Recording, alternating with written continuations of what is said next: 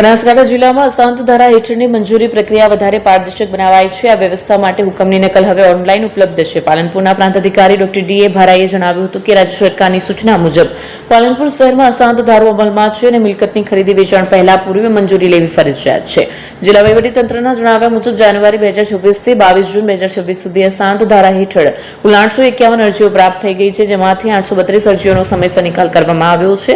બાકીની અરજીઓનો પણ નિયમ મુજબ પ્રાથમિકતાના ધોરણે નિકાલ કરવામાં આવી રહ્યો છે। પાલનપુર શહેરમાં સરકારશ્રીની સૂચના મુજબ અશાંત ધારો અમલી છે। આ અશાંત ધારામાં મિલકતની તબદીલી પૂર્વે અત્રેની કચેરીએથી પૂર્વ મંજૂરી મેળવવાની રહે છે। એ પ્રક્રિયા ઝડપી શક્યતઃ 2 થી 3 દિવસમાં આપને પૂર્વ મંજૂરી મળી જાય તે હેતુથી માનનીય કલેક્ટર સાહેબના માર્ગદર્શન હેઠળ આપણે આ પ્રક્રિયા આપણી સરકારી વેબસાઇટ collectorate.banaskantha.gujarat.gov.in પર ઓનલાઈન કરેલી છે, જેના આધારે અરજદારો એમની પૂર્વ મંજૂરી ઘેર બેઠા ઓનલાઈન જોઈ શકશે।